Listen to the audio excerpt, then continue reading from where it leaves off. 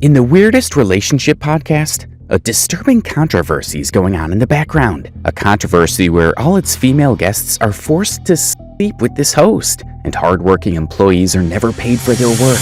And on the back end, I got you. Okay. So you would do it, and say, okay, everything's right. It's like how you want it, whatever.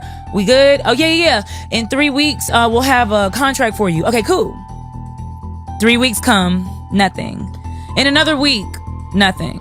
Just wait another week, nothing. Finally, you just give up. This is Ace Metaphor, the host of the relationship podcast, Tonight's Conversation. That he's making you do things. The only thing this man is doing is dropping crumbs.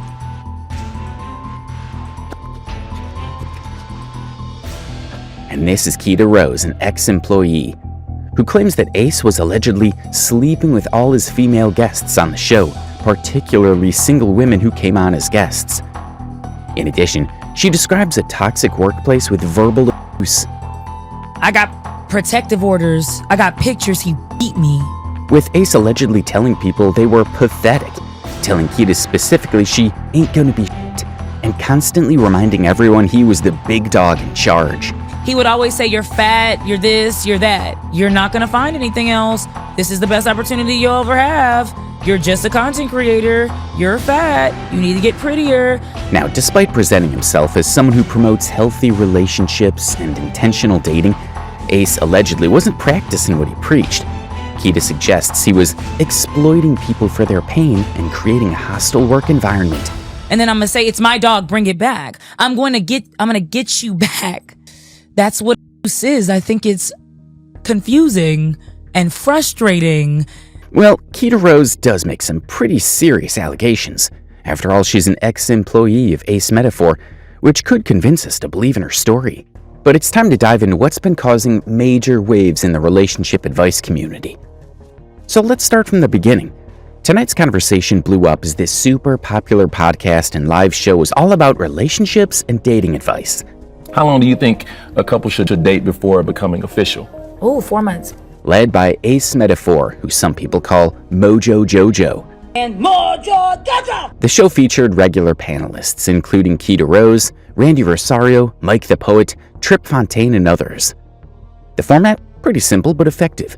Just a panel discussing relationship topics, kind of like, could you be in a relationship if the sex is horrible, but exclusively focused on dating and relationships.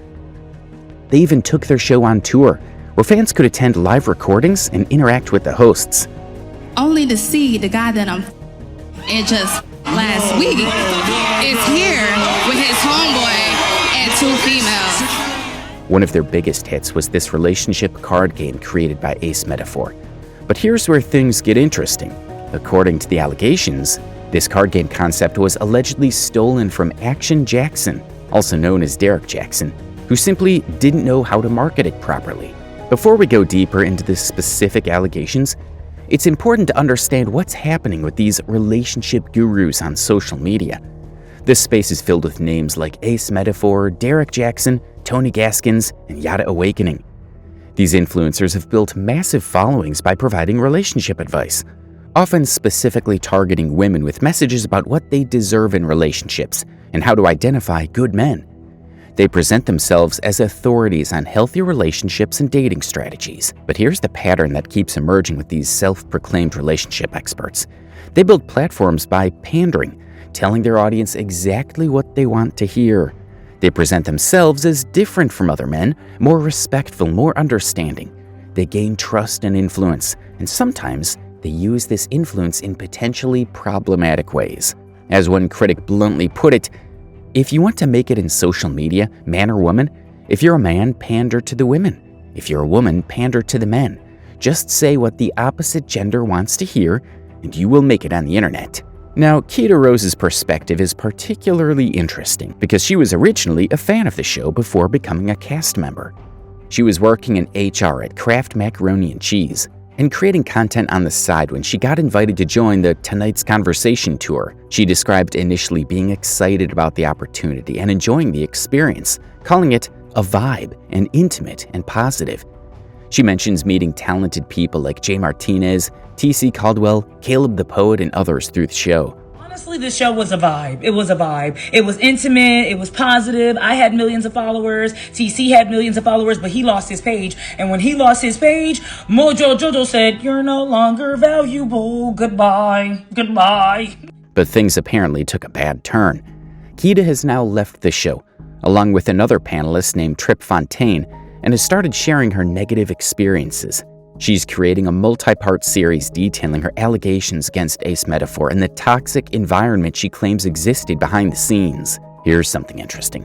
Tony Gaskins, another relationship advisor, had apparently warned about Ace Metaphor back in 2023 on Hardly Initiated. We have people who have not been in a successful relationship going on tour and creating their relationship narrative. According to this warning, Gaskins expressed concern that Ace was being dangerous with his platform because he was not a man of God and was leading women astray. Gaskins allegedly challenged Ace about the purpose of dating, arguing that intentional dating should be aimed at finding a spouse, not promoting hookup culture. He suggested that Ace knew what the Bible said about marriage, but chose to ignore those teachings. If someone is dating for sex, if someone is dating for fun, us as people with a platform should be promoting what is going to benefit society, not what is going to confuse society. This warning is significant because it shows there were concerns about Ace Metaphor's approach even before Keita Rose's allegations came to light. There's a direct parallel being drawn between Ace Metaphor and Derek Jackson, Action Jackson, another relationship advisor who faced his own scandal. According to sources, Ace wanted to replace Derek Jackson, and he did, suggesting that Ace deliberately positioned himself to fill the void left by Jackson's fall from grace. For those who don't remember, Derek Jackson faced major backlash after it was revealed he had been unfaithful to his wife, while simultaneously telling women how to identify and avoid unfaithful men. And guess what? Derek Jackson himself is a cheater. Oh, he just got exposed by a woman named Candace. I can't pronounce her last name, but Derek Jackson, who is a married man, brought this woman to Atlanta to stay in his house he shares with his wife and kids. The woman Candace, who Derek was cheating with, actually took pictures of her laying in the bed he shared with his wife in their Atlanta home. Derek Jackson, who spells his last name Jackson. The allegations suggest that Ace Metaphor was following a similar playbook, building a platform based on relationship advice while allegedly engaging in behaviors that contradicted his public message. One of the most concerning aspects of this whole situation is how it affects the fans and followers who trusted Ace Metaphor's advice. People were reportedly canceling tickets to tonight's conversation events after learning about the allegations, showing how betrayed many fans must have felt. Here's the warning being given to viewers. When you see a man, ladies, telling you everything that you want to hear and everything sounds perfect, you don't disagree with anything that he's saying, he's coming for your cheeks and your pocketbook, for both. This speaks to a bigger concern about the relationship advice industry on social media, that some figures might be more interested in what they can get from their audience than in actually helping them. The behind-the-scenes details about the Tonight's Conversation tour reveal some questionable business practices, despite its apparent success and profitability. For instance, there's mention of security concerns, with allegations that only certain cast members were given security during fan meets, while others were left unprotected. Keita mentioned Richie didn't have security, he has his friend. Kay didn't have security, Randy didn't have security, expressing worry that this could put people in danger given the show's popularity. There is also the suggestion that the tour was extremely profitable mainly because of the card game sales, but that this money wasn't fairly distributed among the cast members. Here's an interesting observation made about relationship advisors who remain perpetually single while giving relationship advice. Listeners are advised to take their advice with a grain of salt if the person giving the advice is single. This raises an important credibility question.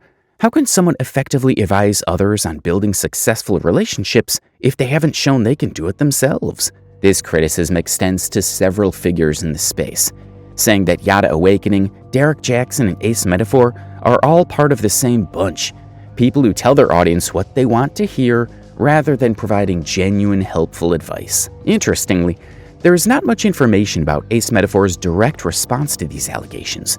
There's just a brief mention that they said whatever she's saying, it just ain't true, suggesting that Ace or his team has denied the allegations without providing specific counter-arguments. This is a big gap in the story, as we're mainly hearing just one side of the situation. Without Ace's detailed perspective, it's hard to get a complete picture of what actually happened. Looking beyond this specific controversy, there are some important insights about social media influencer culture, especially around relationship advice. Many influencers carefully craft personas that may not align with their actual behaviors or beliefs.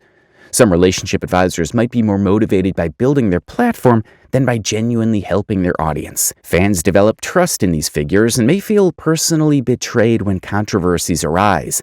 Many followers seek out content that confirms what they already want to believe, creating an echo chamber that influencers can exploit. Love is not contingent upon strip clubs and pornography and Instagram and social media. So the same way that my wife and I dated is the same way that people who will have a healthy marriage date today. But what you're trying to say is that we should date differently today because it's 2023. And that's not true, because a relationship is based on principles. Now, there are red flags in relationship advice content, and to identify them, you have to be skeptical when an advisor tells you everything you want to hear without challenging any of your assumptions. Be cautious about taking marriage advice from people who haven't successfully navigated marriage themselves. When advisors don't practice what they preach, it seriously undermines their credibility. Watch out for pandering and people telling you exactly what you want to hear. These are major warning signs. If you decide to proceed, then everything that happens from that point on is on you. One interesting development is that Keita Rose and Randy appear to be working on a docuseries to document their experiences and allegations. This suggests that more information is coming soon and that the story is still unfolding. The fact they're creating a documentary shows how seriously Keita and Randy are taking their allegations, and suggests they may have substantial evidence to back up their claims. Some of the phone call between us. One question. Yeah. About just the 5 all this year. Like 250 now, 256 months. So give me 500,000. I'm gonna tell you this: if you take that money and you just put it in the stock market, in 4 years you'll probably have more money. You know what I'm saying? Nope, I don't know how to do stock markets. You don't. You know what I'm saying? You'll just have it. You get what I'm saying? You'll have it. Mojo Jojo called and offered me $500,000 so that I would feel good about all those promises he made and lied about, right? So that he would finally make good on the things that come out of his mouth, but also so that I wouldn't tell about what he did to his ex-wife. I didn't know about what he did. The controversies touch on gender dynamics in several interesting ways. It points out that male relationship advisors often target female audiences with messages about what they deserve and how they should be treated. Asking for too much from the wrong man. It also notes that figures like Anton Daniels and Kevin Samuels take the opposite approach, being mean to women and humbling women, particularly black women. I'm going to eventually catch you and I'm going to beat you. And I'm going to make more money than you the whole time. It all boils down to a marketing strategy. If you're a man, pander to the women. If you're a woman, pander to the men. These observations highlight how relationship advice content often exploits gender tensions and insecurities for views and engagement. One thing we can't ignore is the psychological concept of parasocial relationships. These one-sided relationships where followers feel deeply connected to a media figure who doesn't actually know them personally. With relationship advisors like Ace Metaphor, these parasocial bonds can be incredibly powerful because the content is so personal and emotional. Followers often share intimate details of their own relationships in comments, while the advisor appears to be speaking directly to their specific situations. When allegations emerge that a trusted figure has been behaving in ways that contradict their public persona, the sense of betrayal can be profound, similar to discovering a close friend has been dishonest. This explains why fans are having such strong emotional reactions, including canceling tickets to events. Despite all the controversy, there is some potentially valuable advice mentioned about intentional dating for people over 25. A man that's intentional knows what the he wants. This is a man that comes to the date knowing what he is looking for. He knows the type of capable wife he needs in his life. This is a man that won't waste your time. If you're not the right girl, he gonna tell you. This advice about clarifying intentions early in relationships to avoid misalignment of expectations might be valuable regardless of who's saying it. The situation suggests that tonight's conversation may be effectively over, referred to as yesterday's rumor and this show is done. With multiple cast members having left and serious allegations circulating, it's unclear what the future holds for the show or for Ace Metaphor's brand. This shows how quickly an online platform can collapse when trust is broken, regardless of how many followers or how much revenue it previously generated. Let's take a step back and look at how we got here. Long before social media took over our lives, people have been seeking relationship guidance from various sources. Advice columns like Dear Abby, self-help books, daytime talk shows, and radio call-in programs. But what's different about today's social media relationship gurus? They have direct, unfiltered access to massive audiences without any traditional gatekeepers. They can monetize their advice through multiple revenue streams and build a following based primarily on charisma with remarkable speed. And perhaps most concerning, there's virtually no accountability or oversight regarding the advice they give. Think about it. In the past, relationship advisors with the largest platforms, like Dr. Ruth Westheimer or Dr. Phil McGraw, had some form of professional credentials, even if their advice was sometimes simplified for mass consumption. The barrier to entry was much higher. Today's landscape allows literally anyone to position themselves as an expert based solely on their ability to attract and maintain an audience. Sure, this democratization has positive aspects. Diverse voices can now be heard, but also creates a space for potentially harmful advice to spread without any scrutiny. Is you unlock a different woman inside that woman, the safer she feels inside the relationship with you. And oftentimes we be... Another aspect worth exploring is how controversy itself becomes a business model in social media. When relationship gurus face public accusations, views and engagement typically spike for both the accusers and the accused. Media outlets cover the controversy, expanding its reach. Followers pick sides, creating intense engagement in comment sections. And new audience members discover both parties through the controversy. The drama itself becomes content that can be monetized through various platforms. We see this happening over and over again. Someone puts out a docu-series about allegations, all parties involved get more attention, and everyone's engagement metrics go up. This economic reality creates complex incentives that can make it difficult to determine genuine grievances from strategic positioning. The system itself rewards dramatic revelations and public conflicts. As social media scholar Dana Boyd has written, the attention economy of social media platforms inherently amplifies content that evokes strong emotional reactions, regardless of its accuracy or social value. Have you noticed how gendered the relationship advice space is on social media? It's not subtle at all. Male relationship gurus who target female audiences typically fall into two categories: those who position themselves as allies who understand what women deserve, and those who take a more confrontational approach of tough love or hard truths. These approaches represent different strategies for capturing attention, but both rely on positioning the advisor as having special insight into the male mind that women supposedly lack.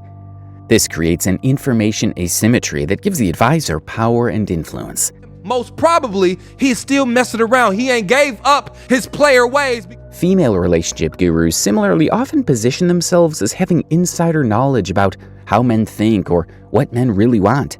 This gendered approach to advice creates and reinforces stereotypes while simplifying the complex reality of individual relationships. You know why? Because men know how to self-preserve. What's particularly concerning is when these gurus present one public persona but allegedly behave very differently in private, exploiting the trust they've built with their audience. An important question raised by controversies in this space is what responsibilities social media platforms have. Currently, platforms like TikTok, Instagram, and YouTube profit from relationship advice content through advertising, regardless of its quality or the behavior of its creators. Platforms could potentially create verification processes for people claiming expertise in sensitive areas like relationship advice. They might provide clearer labels distinguishing entertainment from actual counseling or offer resources to licensed professionals alongside viral relationship content. However, platforms have generally taken a hands-off approach, treating relationship advice as entertainment content rather than a potential area of concern. This lack of oversight allows problematic figures to reach massive audiences before any issues come to light. A lot of quote-unquote good men and good women ain't as good as they think they are. Exactly. Right? Perhaps the most concerning aspect of controversies in this space is the potential impact on vulnerable audience members who may have taken relationship advice seriously. When relationship gurus build millions of followings, that's a significant number of people who may have made important life decisions based on their guidance. Research in media psychology suggests that people are most susceptible to influence when they're going through major life transitions or challenges, seeking answers to specific problems, feeling isolated or lacking support systems, or when they're inexperienced in the domain where they're seeking advice. Many people turn to relationship advisors precisely when they're feeling vulnerable after breakups, during lonely periods, or when experiencing relationship difficulties. This vulnerability increases the potential harm when the advice comes from someone whose public persona doesn't match their private behavior. Oh, I don't need your $50, but I want to see if you That's what I'm talking about. What I'm talking about. I'm getting sick of this. As one media psychologist put it, the real damage isn't just that followers received potentially flawed advice, it's their ability to trust future sources of guidance may be permanently impaired. While giving bad relationship advice isn't illegal, other aspects of running a relationship advice business could potentially cross legal lines. These might include employment law violations regarding payment and workplace conduct, fraud if services promised weren't delivered, defamation concerns, and contract issues regarding tours and appearances. Especially when you feel like he uses his abuse to gain sympathy so that you could, become vulnerable and he can continue to abuse. In licensed professions like psychology, clear ethical codes exist regarding maintaining appropriate boundaries with clients, truth in advertising about services, financial transparency, and professional conduct. No such uniform standards exist for social media relationship advisors, leaving followers to determine credibility for themselves. I got protective orders. I got pictures. He beat me. Have you noticed how often this happens? The relationship advice space has seen multiple figures rise to prominence and then face serious allegations or revelations that contradict their public image. This cyclical nature raises concerns about whether the incentive structure of social media makes these falls inevitable. He would make you want to work with him under the umbrella of, once this hit, I got you. Mm-hmm. But the shit hit.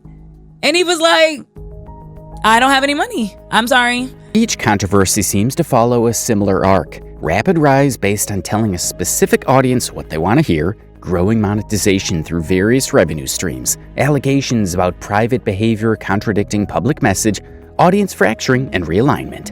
Understanding this pattern can help audience members recognize warning signs earlier and approach relationship advice content with appropriate skepticism. So what can you do to protect yourself from potentially harmful relationship advice? Develop stronger digital literacy skills. Verify credentials and backgrounds of relationship advisors. Compare advice against research-based relationship psychology. Notice inconsistencies in messaging over time. Recognize emotional manipulation techniques in content.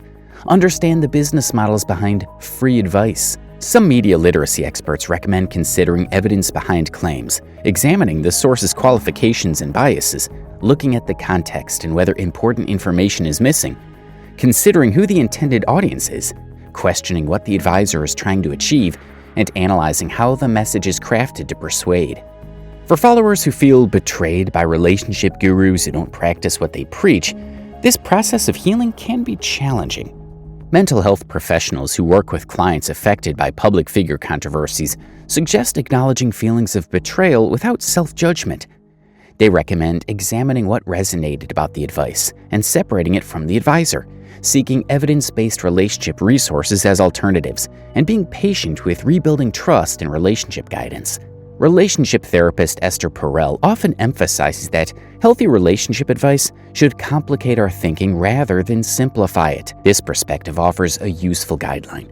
Relationship advice that provides overly simple answers to complex human interactions may be appealing, but is rarely helpful in the long run. Another dimension worth exploring is how relationship advice content can become addictive for consumers. The algorithmic nature of social media platforms means that once someone engages with relationship content, they're likely to be served more and more of it. This creates feedback loops where viewers become increasingly immersed in particular worldviews about relationships. When these echo chambers form, allegations against trusted figures can be especially disorienting. Followers may have constructed significant portions of their worldview around a particular advisor's philosophy, making accusations difficult to process or accept. Platform design exacerbates this problem by prioritizing engagement over accuracy or helpfulness. Content that provokes strong emotional reactions, whether inspiration, anger, or vindication, spreads faster than nuanced, balanced perspectives on relationships. At a deeper level, these controversies highlight how intimacy itself has become commercialized in the digital age. Relationship advice content turns some of our most vulnerable human experiences, love, heartbreak, loneliness, connections, into products that can be monetized. Well, you should be doing more in this relationship. There is no magical number. However many times a person who wants it the least, that's how many times you should be having it. And if you want to change that, change the way you have with that person, change the way you love. This commodification creates inherent tensions. Are relationship advisors primarily motivated by helping others or by building profitable platforms? Can genuine guidance survive in an ecosystem that rewards performance over substance? Is there an inherent conflict between the intimate nature of relationship advice and the public, profit-driven context in which it's delivered? These questions don't have simple answers, but they help explain why controversies in this space feel particularly significant. When relationship gurus fall from grace, it's not just about individual misconduct, but about the contradictions embedded in the entire enterprise of commercialized relationship guidance. As the relationship advice landscape continues to evolve on social media, several positive trends are emerging. We're seeing growing emphasis on transparency about personal relationship histories, more collaboration between licensed professionals and charismatic presenters, audience demand for evidence-based rather than purely opinion-based content, and platform features that better distinguish entertainment from advice. What should you do if your husband of 15 years has never performed oral sex on you?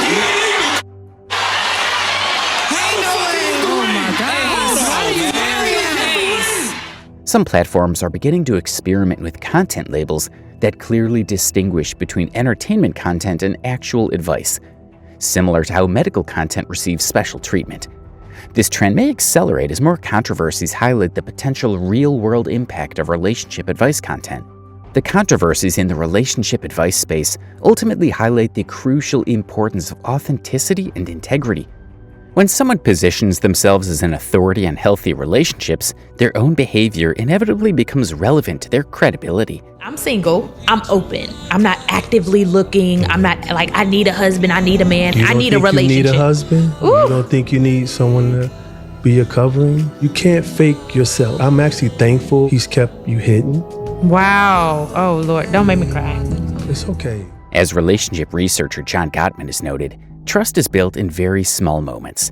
This applies not only to romantic relationships, but also to the relationship between advice givers and their audiences. Trust, once broken, is difficult to rebuild. For consumers of relationship content, the key takeaway might be the importance of diversifying sources of relationship guidance rather than relying on a single charismatic figure. A combination of evidence-based resources, licensed professionals, trusted personal connections, and thoughtfully selected content creators provides a more balanced perspective than any single source could offer. As we continue to navigate the complex landscape of online relationship advice, maintaining a balance between openness to guidance and critical evaluation of sources becomes increasingly important. Remember, in both relationships and relationship advice, actions ultimately speak louder than words. So what can we learn from this whole situation? To summarize, be skeptical of perfect messaging. If someone's advice never challenges you, that's a red flag. Look for consistent people who practice what they preach and are more likely to provide genuine advice. Consider credentials. Be cautious about taking relationship advice from people who haven't demonstrated successful relationships themselves. Understand incentives. Remember that content creators have financial motivations that may not align with providing the most helpful advice. Trust your instincts. If something just doesn't feel right about someone's content, your intuition might be detecting insincerity. At its core, this controversy highlights what we might call an authenticity crisis in social media content. When financial incentives reward certain types of content regardless of its truthfulness or helpfulness, we create an environment where authenticity becomes less valuable than performance. As we wait for more information about this specific situation, It's a good opportunity to reflect on our own consumption of advice content and how we might become more discerning about the information we use to guide our most important decisions. Remember, as the saying goes, everything will come to the light. The truth has a way of eventually becoming clear no matter how carefully crafted someone's public image might be. What do you think about this situation? Have you followed tonight's conversation or any of these relationship gurus? Let me know in the comments below, and don't forget to subscribe for more content breaking down social media controversies and trends.